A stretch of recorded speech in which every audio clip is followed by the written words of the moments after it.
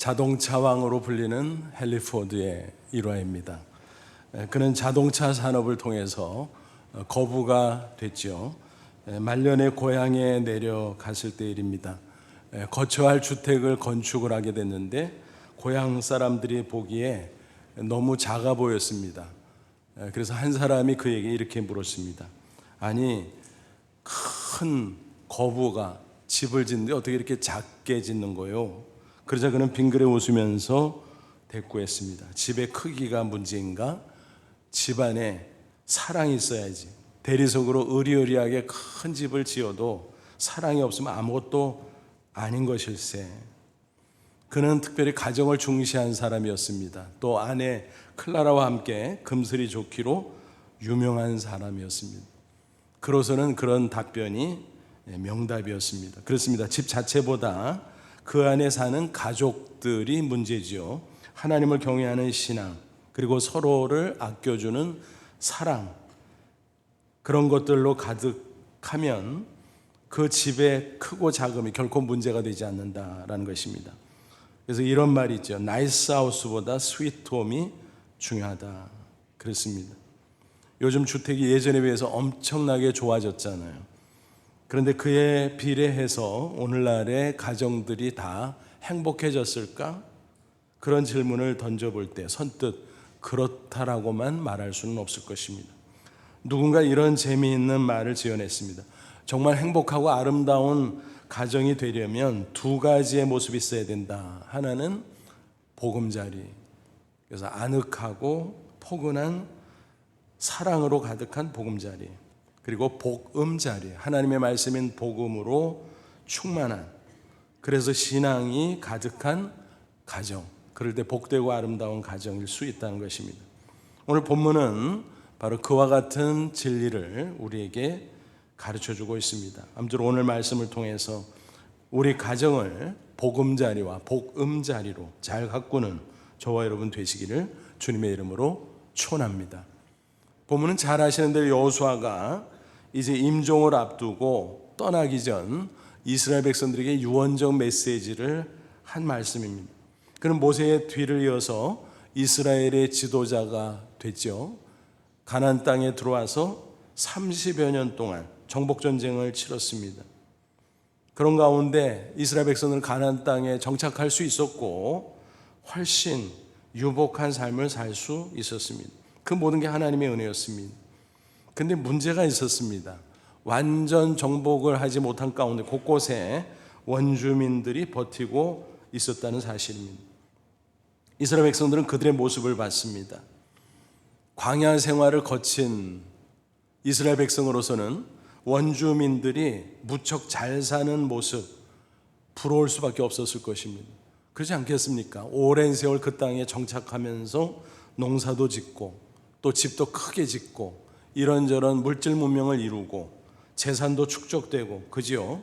그러니까 자기들보다 훨씬 나아 보였다라고 하는 것입니다. 저들이 어떻게 저렇게 잘 먹고 잘 살까? 가만히 보니까 우상신들을 섬기는 거예요. 그래서 우리도 저 신들을 따라 섬기면 잘 될까 싶었던 것입니다. 그래서 안타깝게도 우상 숭배에 물들었습니다. 심지어는 애굽에서 섬기던 우상까지 아직도 품고 있는 자들조차 있었다라는 것입니다. 그런 모습들을 지켜보면서 여호수아는 이제 떠나가는 시점이 점점 가까우는데 염려가 됐습니다. 이 백성이 내가 떠나간 뒤에도 여호와 경외의 신앙을 잘 유지할 수 있을까?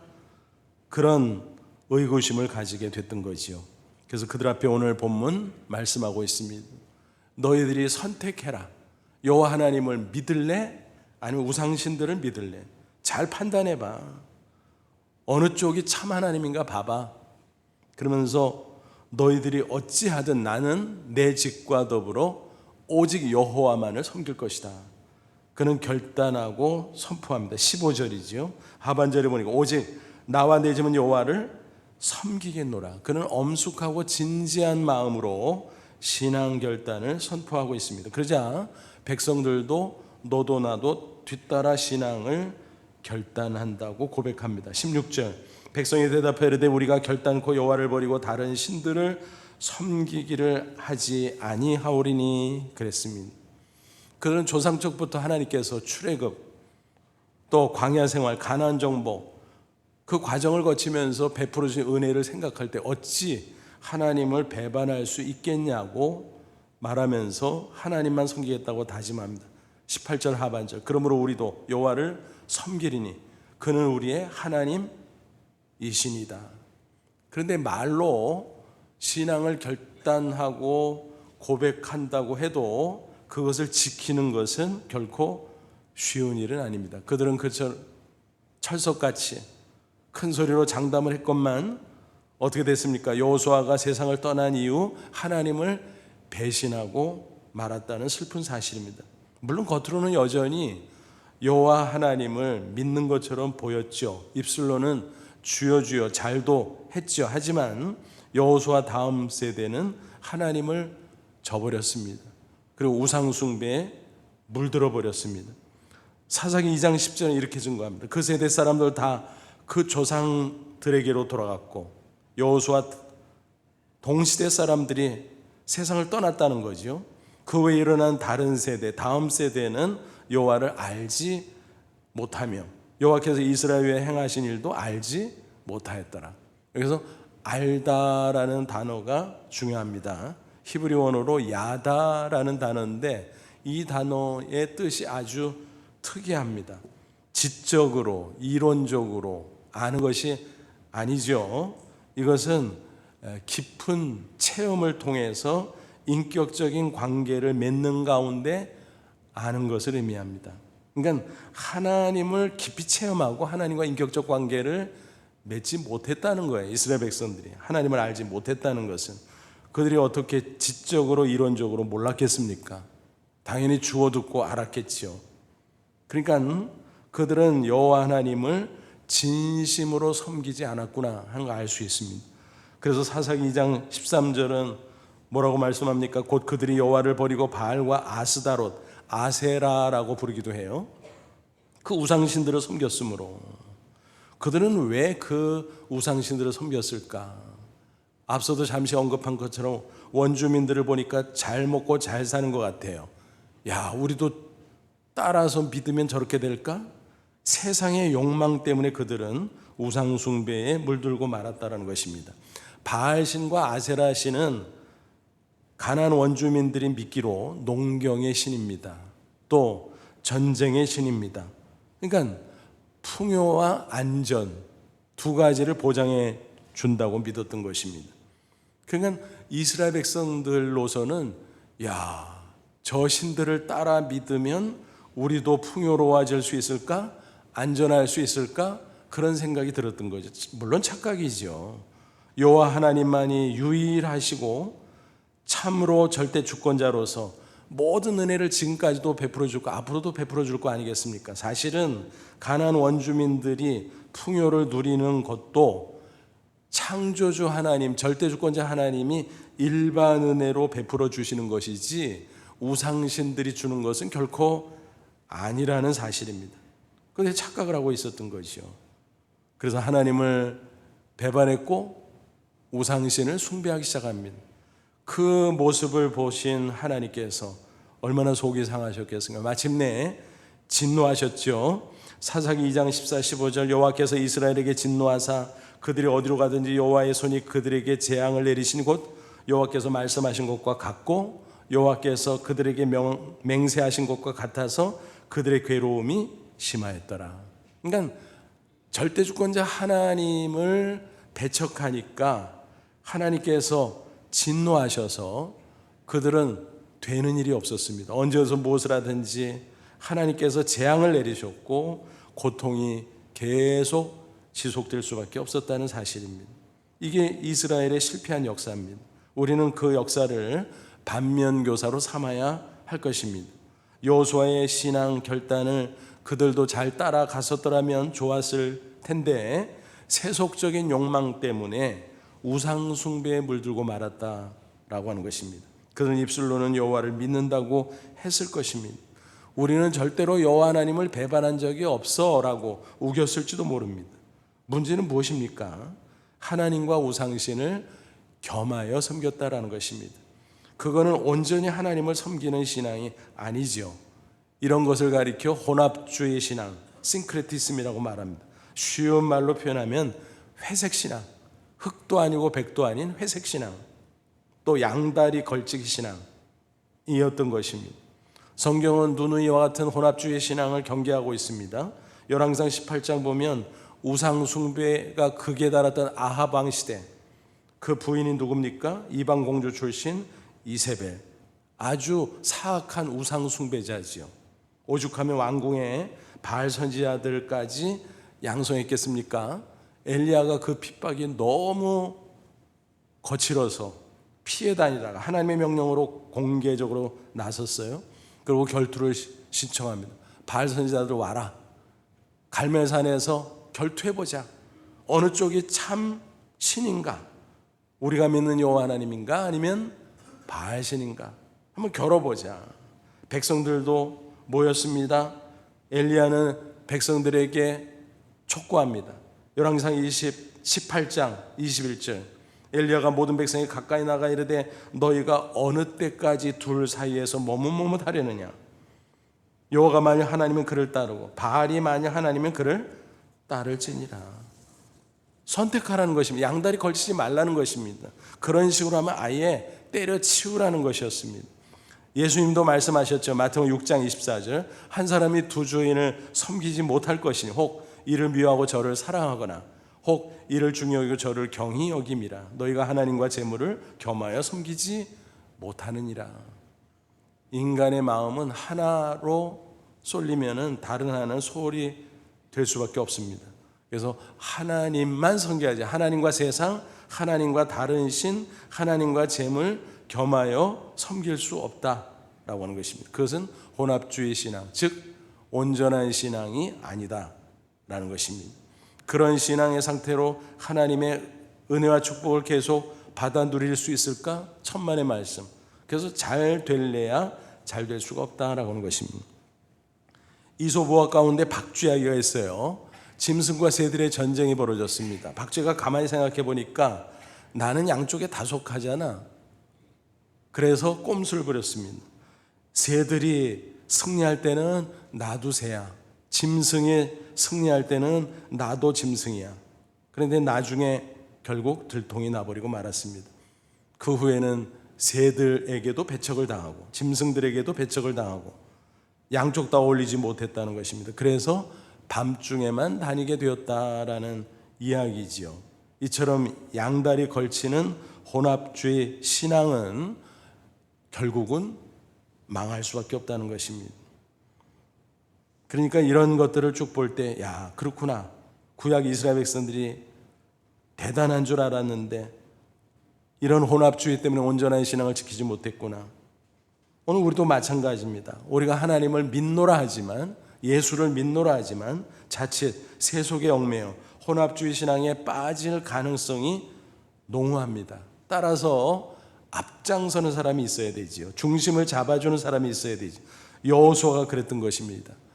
백성들의 지도자로서 나는 오직 여호와만 섬긴다. 내 집도 오직 여호와만 섬긴다. 그렇게 분명히 밝혔던 것입니다. 오늘 우리도 마찬가지. 가정으로 볼 때는 가장이 나서는 것이 가장 좋지요. 부모가 나서는 게 가장 좋지요. 그래서 신앙의 중심을 잡을 때 그 가정은 진심으로 여호와 하나님을 경외하는 복된 가정이 될 수 있다는 것입니다. 특별히 다음 세대 자손들이 신앙을 잘 이어가도록 하려면 부모의 역할은 너무 중요하죠. 혹은 조부모의 역할은 너무 중요하죠. 대대로 신앙이 내려오는 가문이라면 얼마나 쉽고 좋겠습니까마는 그런 경우는 흔하지 않지요. 그러므로 나로부터 시작하자. 그 결단이 중요한 것입니다. 그래서 저는 이렇게 제안합니다. 최소한 나로부터 위로 부모까지, 조부모까지 거슬러 올라가면 더 좋고요. 또 아래로는 손주까지 신앙을 책임지자 하는 것입니다. 물론 결코 쉽지 않습니다. 그럼에도 결단하고 말씀을 전하고 또 끊임없이 기도하면 하나님께서 기뻐하는 일이기 때문에 하나님께서 반드시 하나하나 이루어 주실 줄로 믿습니다. 그럼 구체적으로 여호와 하나님을 섬기는 법은 뭘까요? 섬긴다는 것은 가장 귀히 여긴다는 거예요. 하나님을 꼭대기에 놓는다는 것입니다. 어떤 방법으로 그럴 수 있을까요? 예배를 통해서, 또 말씀 순종을 통해서, 또 하나님의 일에 헌신을 통해서 우리는 하나님을 귀히 여기고 섬길 수 있습니다. 우리가 하나님을 진심으로 섬긴다면 무엇보다 예배를 잘 드려야 되겠죠. 예수님이 말씀하셔서 요한복음 4장 24절 하나님은 영이시니 예배하는 자가 영과 진리로 예배할지나. 영은 성령이에요. 진리는 말씀이에요. 그래서 성령과 말씀을 통해서 영이신 하나님을 우리는 만날 수 있습니다. 그리고 하나님을 높이고 예배할 수 있습니다. 예배의 바른 자세요. 또 그런 자세로 우리는 예배를 결코 빼먹지 않고 성실하게 드려야 될 것입니다. 또 하나님이 말씀하시면 아멘으로 받고 그대로 순종함으로써 우리는 하나님을 섬길 수 있습니다. 요한복음 14장 23절 예수께서 대답하시되 사람이 나를 사랑하면 내 말을 지키리니. 예수님의 말씀을 순종하는 거죠. 내 아버지께서 그를 사랑하실 것이 우리가 아버지 하나님과 예수님이 그에게 그 사람에게 가서 거처를 그와 함께 하리라. 그러니까 정말 하나님을 사랑하는 자, 예수님을 섬기는 자가 누굴까? 그 말씀대로 순종하는 자. 그러면 하나님이 기뻐하시고 함께 해주신다라고 하는 말씀인 것입니다. 더 나아가 하나님께서 요구하는 일이 있을 때 그것을 위해서 헌신함으로써 하나님을 섬길 수 있습니다. 하나님을 정말 귀히 여기고 하나님을 가장 사랑한다면 하나님 앞에 아까운 게 없어지죠. 시간이든 물질이든 재능이든 건강이든 하나님의 영광을 위해서 드리고 선용할 수가 있는 것입니다. 고린도전서 6장 19, 20절 사도 바울이 권면합니다. 너희 몸은 너희가 하나님께로부터 받은 바 너희 가운데 계신 성령의 전인 줄 알지 못하느냐? 너희는 너희 자신의 것이 아니라 값으로 산 것이 되었으니 그런즉 너희 몸으로 하나님께 영광을 돌리라. 무슨 얘기예요? 예수 십자가 피로 구속이라는 말은 샀다는 의미를 가지고 있습니다. 그러니까 죄와 사망으로 멸망할 자를 핏값으로 샀다. 하나님의 소유 삼으셨다. 그리고 성령을 보내주셨다. 그래서 우리 성도의 몸은 성령이 거하는 전, 하나님의 소유라는 것입니다. 그러므로 우리의 몸을 가지고 하나님의 영광을 위해서 잘 쓰라라는 것입니다. 우리가 헌신이라고 말하면 움츠러들기 쉽습니다. 헌신? 아유, 나 그런 거 못해. 그거 거창한 거 아니야? 생각합니다. 그렇지 않습니다. 우리 입장에서 아무리 평범할지라도 하나님께 영광이 되는 그 목적의식을 가지고 산다면 사소한 일이라고 할지라도 얼마든지 하나님이 기뻐하시고 그것이 헌신이 될 수 있다는 것입니다. 그래서 사도 바울은 이렇게 설명합니다. 고린도전서 10장 31절 그런즉 너희가 먹든지 마시든지 무엇을 하든지 다 하나님의 영광을 위하여 하라 그랬습니다. 이와 같이 예배와 순종과 헌신을 통해서 하나님을 잘 섬기면 하나님께서 기뻐하시고 그 개인과 가정을 반드시 책임져 주십니다. 우리가 잘 아는 사자성어 있죠. 말씀드렸죠. 마륙 33 뭐예요? 마태복음 6장 33. 그런즉 너희는 먼저 그의 나라, 하나님의 나라, 하나님의 통치, 그의 의, 하나님의 뜻을 구하라.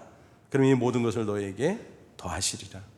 그래서 하나님을 섬기고 예배하고 주의 뜻대로 살아가고 주를 위해 헌신하고 그러면 이 모든 것 우리가 험한 세상 살다 보니 육신을 갖고 있다 보니까 무엇을 먹을까 마실까 입을까 전전과 염려할 때가 얼마나 많습니까? 근데 우리가 힘쓰고 했어도 별것도 아니지만 우리가 하나님을 잘 섬기면 그 모든 것을 하나님께서 책임져 주시고 더해 주시겠다라고 약속하셨습니다. 아무쪼록 여호와 하나님을 잘 섬김으로 복되고 아름다운 가정 꼭 이루는 저와 여러분 되시기를 주님의 이름으로 축원합니다. 그러면 누가 어떻게 해야 우리 가정이 정말 여호와만 섬기는 집이 될 수 있을까요? 앞서도 잠시 언급한 것처럼 가장, 부모 제일 책임자지요. 아버지든 어머니든 부모가 자녀들에게 복음을 전하고 신앙을 전수해 주어야 마땅합니다. 에베소 6장 4절 또 아비들아 너희 자녀를 노엽게 하지 말고 오직 주의 교훈과 훈계로 양육하라. 통계를 보면 교회 출석하는 성인 성도들 가운데 85%가량이 4살에서 14살까지 사이에 예수님을 영접했다고 합니다. 그러니까 그만큼 부모의 역할이 크구나 하는 것을 알 수가 있겠지요. 그런데 이게 쉬운 것은 아닙니다. 그때 예수를 영접하고 또 신앙을 끝까지 지킨다는 거 쉽지 않습니다. 개인차가 있지만 아이들도 죄인이잖아요. 그래서 때로는 완고하지요.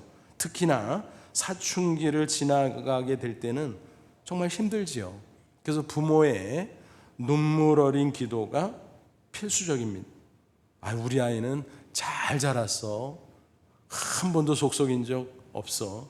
그런 가정이 있다면 진짜 하나님 앞에 엄청난 복을 받은 겁니다. 거의 대부분 눈물 어린 기도가 있을 수밖에 없지요. 그 기도를 드릴 때 하나님께서 반드시 응답하십니다. 책임져 주십니다. 기다림이 있을지 모르지만 그러나 때가 되면 하나님이 이루어 주신다라는 것입니다. 시편 126편 5절 6절 눈물을 흘리며 씨를 뿌리는 자는 기쁨으로 거두리로다. 울며 씨를 뿌리러 나가는 자는 반드시 기쁨으로 그 곡식단을 가지고 돌아오리로다. 농부가 눈물로 수고하며 씨를 뿌립니다. 확신이 있기 때문에 그래요. 추수 때가 올 것이다. 우리 자녀를 위한 눈물 어린 기도도 반드시 그 결과가 있다는 사실을 꼭 믿으시길 바랍니다.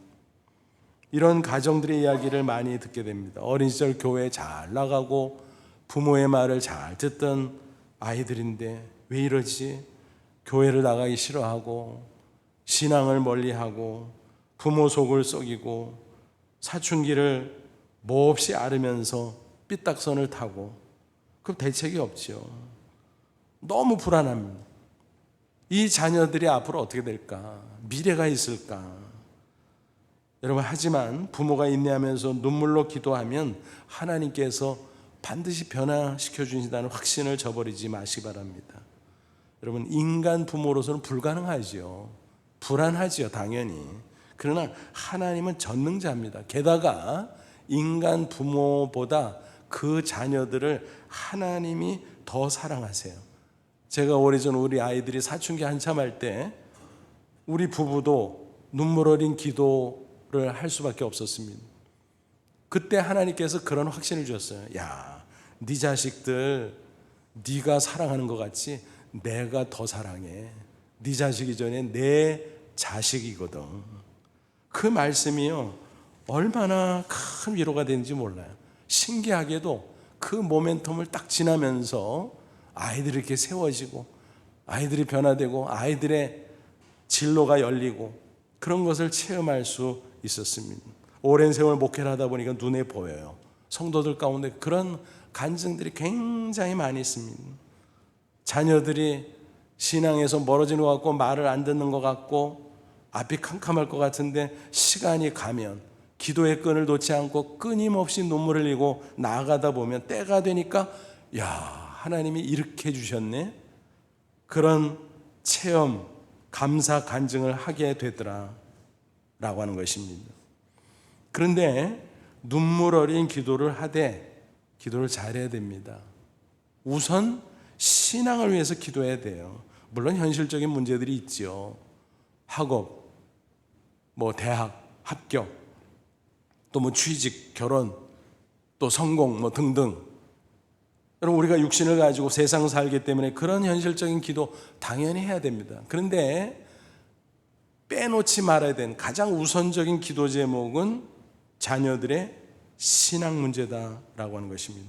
어느 권사님과 통화하다가 이런 얘기를 듣고 얼마나 은혜를 받았는지 몰라요. 손주가 대학 입시를 앞두고 있었는데 당신은 이렇게 기도했다는 것입니다. 하나님 꼭 붙어 있게 해주세요. 근데 그 기도를 주위에서는 대학 합격을 위해서 기도하는 것으로 여기더라는 겁니다. 근데 사실은 하나님께 신앙으로 꼭 붙어 있으라는 기도였다는 거예요. 그 말씀을 들으면서 야, 그게 정답이다. 여러분, 하나님께 신앙으로 꼭 붙어 있는 가운데 합격하면 어떻게 될까요? 하나님 은혜로 알고 감사합니다. 그럼 계속 겸손하게 신앙으로 붙어 있죠. 그 인생이 얼마나 잘 되겠습니까? 그죠? 그런데 신앙으로 붙어 있지 않고 하나님에게서 멀찌감치 아유 바쁜데 뭐 나중에 대학 가면은 그때 교회 가고 신앙생활 제대로 해야지. 여러분 그렇게 할 수 있을 것 같죠. 근데 그게 얼마나 그 안에 악한 마귀의 유혹이 있는지 몰라요. 하나님에게서 멀리 있으면요, 대학에 합격했다 그러면 어떤 마음이 들까요?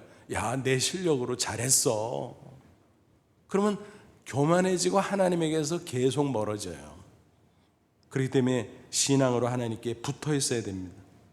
또 반대로 하나님께 신앙으로 붙어 있는 가운데 불합격이 됐어. 물론 실망스럽겠죠. 근데 신앙으로 붙어 있기 때문에 마음을 추스를 수 있어요. 하나님이 무슨 뜻이 있겠지, 섭리가 있겠지.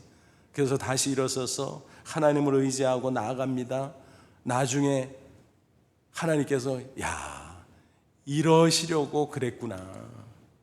계속 하나님께 붙어 있음으로 말미암아 합력해서 이루는 승리의 축복을 얻을 수 있다는 것입니다. 그런데 하나님에서 멀어진 상태에서 불합격했다. 그럼 어떻게 될까요? 자기 한 거는 생각 안 하고 하나님을 원망해요. 하나님이 이것도 안 해주고. 그러니까 어때요? 더 멀어지지요. 그러니까 하나님께 신앙으로 붙어 있는 사람은 이래도 저래도 하나님께 계속 붙어 있기 때문에 결국은 잘 된다라는 것입니다. 하나님께서 멀어지면요, 잘 돼도 교만해서 잘못되고, 잘못되면 원망하다가 더 잘못되고. 무슨 말씀이 이해가 되세요? 그러니까 진짜 우리가 최우선적으로 기도해야 될 제목은 우리 자녀들, 우리 후손들의 신앙이라는 것, 하나님께 꼭 붙어 있게 해주세요 라는 것, 그것임을 꼭 기억할 수 있기를 바랍니다. 존 웨슬리가 이런 말 했어요. 장차 하나님 앞에 서면 하나님은 우리에게 3가지 질문할 것이다. 첫째, 세상에 있을 때 너는 시간을 어떻게 썼니? 둘째, 세상에 있을 때 너는 물질을 어떻게 썼니? 셋째, 세상에 있을 때 네 자식을 어떻게 키웠니? 그렇습니다. 우리는 이 3번째 질문에 답하기 위해서 우리 자녀들의 신앙을 위해서 힘쓰고 애쓰고 기도해야 할 줄 믿습니다. 부모가 아니라도 그 누구라도 가정을 신앙으로 세우기 위해서 힘쓰고 애쓰고 기도해야 됩니다. 남편이 먼저 해도 되고, 아내가 먼저 해도 되고, 형제가 먼저 해도 되고, 자매가 먼저 해도 되고, 심지어는 어린 자녀가 먼저 해도 가능합니다. 신앙을 위해서 헌신하고 희생하는 자가 있다면 그 가정은 언젠가는 신앙으로 굳게 세워진다는 사실을 꼭 기억하시 바랍니다. 예수님께서 말씀하셨어요. 요한복음 12장 24절, 내가 진실로 너에게 이르노니 한 알의 밀이 땅에 떨어져 죽지 아니하면 한 알 그대로 있고 죽으면 많은 열매를 맺는. 한 알의 밀알, 가정에도 한 알의 밀알이 필요해요. 그 한 알의 밀알 된 그 사람이 가정의 신앙을 위해서 눈물을 흘려 기도하고 힘쓰고 했으면 하나님께서 한 사람 한 사람 변화시켜 그 가정을 오직 하나님만 믿는 집으로 바꿔준다는 사실을 믿으시길 바랍니다. 제 모교회 장로님의 이야기입니다. 옛날 집사님이었죠. 아주 그분은 술을 얼마나 많이 마시는지 에브리데이 고주망태기예요. 근데 어떻게 그분이 예수를 믿게 됐어요? 얼마나 신앙생활을 열심히 하는지. 근데 그 부인이 얼마나 완고하신지 같이 교회를 안 나오는 거예요. 그렇게 권면하고 어떤 때는 화를 내고 그래도. 그러니까 제3자 입장에서 그거 참 이상한 부인이다. 고주망태기 남편이 술 다 끊고 신앙생활 저렇게 열심히 하면 업어줄 텐데 교회 같이 나오지도 못해? 그렇잖아요, 여러분. 근데 완고한 거예요. 버티는 거예요. 그러니까 나중에 그 집사님이요, 울더라고. 매일 퇴근길에 교회당에 들러서 기도하는데 어느 날 이렇게 보는데 막 엉엉 울더라고요. 엉엉 울더라고. 어떻게 할 수가 없으니까. 여러분, 신앙 마음대로 못 하잖아요. 그러나 결국은 하나님께서 변화시켜 주시더라고요. 부인도 돌아오고 자녀들도 돌아오고 신앙의 가정으로 굳게 섰습니다. 그리고 그분 장로로 선출되어서 하나님을 위해서 더 헌신하게 되었습니다. 그분의 그 기억을 떠올리면서 그래, 한 사람이 가정의 신앙의 미랄이 되면 그 가정은 언젠가는 선다. 여러분, 그 사실을 꼭 믿으시기 바랍니다. 이런 가정도 있습니다. 딸이 초등학생 시절에 제일 먼저 교회에 나왔어요. 예수님 믿게 됐어요. 우리 아빠 엄마 예수 믿어야 되는데, 그래서 어느 날 말했어요. 엄마, 천국 가려면 교회 가서 예수님 믿어야 돼. 야, 나중에 갈게. 아니야, 당장 가야 돼. 큰일 나. 근데 그 어린 딸의 말이 마음에 다 꽂혔어요. 그래서 아무래도 교회 가야 될 것 같아요. 그래서 교회를 나갔습니다. 첫 예배 시간에 큰 은혜를 받았습니다. 그날로부터 교회 생활, 신앙생활 얼마나 열심히 했는지, 나중에는 그 아버지까지, 그래서 온 가족이 함께 신앙생활을 잘 하게 되었다는 이야기. 여러분, 얼마나 아름다운 간증입니까? 그런 일들은 숱하게 많아요. 그래서 한 사람이 신앙의 미랄이 되면 된다. 그 말씀을 꼭 붙잡고 저와 여러분 각자가 둘러보고 우리 집안에 내가 신앙의 미랄이 되어야 되겠다. 그렇게 결단하고 여호수아처럼 담대히 나갈 수 있기를 바랍니다. 말씀을 마칩니다. 가정의 중요성 아무리 강조해도 지나침이 없어요. 가정의 건강이 지켜지면요, 신앙으로 가득하면요, 개인은 반드시 행복해질 수밖에 없습니다. 또 사회, 국가도 그런 가정들이 많을 때 건강하게 발전할 수 있다는 사실, 우리는 분명히 잘 알고 있습니다. 왜냐하면 여호와 하나님만이 유일한 참 하나님이요, 절대 주권자이시기 때문에 그래요. 그분의 손안에 세상 만사, 인생 만사가 다 달려있기 때문에 그렇습니다. 그러므로 오늘 말씀을 마음속에 꼭 새기고 오직 여호와만 섬기는 우리 집을 만들기 위해 힘쓰고 애쓰고 기도하는 저와 여러분 다 되시기를 주님의 이름으로 축원합니다. 기도하겠습니다. 이 말씀 붙잡고 잠시 기도하죠. 하나님, 그렇습니다. 예수 믿고 구원받고 하나님의 자녀가 됐는데 이제는 우리 가족들 다 복음화되게 하옵소서. 예수 믿고 구원받고 여호수아 가정처럼 오직 여호와만 믿는 우리 집 되게 하옵소서. 그래서 복되고 아름다운 삶을 자자손손 이어가게 하시고 또 이 세상에서 소금과 빛으로 사명 감당하며 하나님을 영화롭게 할 수 있도록 인도해 주옵소서. 다 같이 간절한 마음을 잠시 기도합니다. 하나님 아버지, 은혜를 진심으로 감사합니다. 이 시간 주의 말씀을 새롭게 하시고 축복하심을 감사합니다. 영광 받으시고 주 안에서 그 힘의 능력으로 승리할 수 있도록 역사해 주옵소서. 하나님 감사합니다. 예수 믿고 구원받게 감사합니다. 나로 인해서 우리의 가정이 오직 오직 여호와만 믿는 집이 될 수 있도록 역사해 주옵소서. 그래서 모든 가족들이 복되게 하시고 이 세상을 아름답게 변화시키는 일꾼들 다 되게 해 주시옵소서. 예수님의 이름으로 기도하옵나이다. 아멘.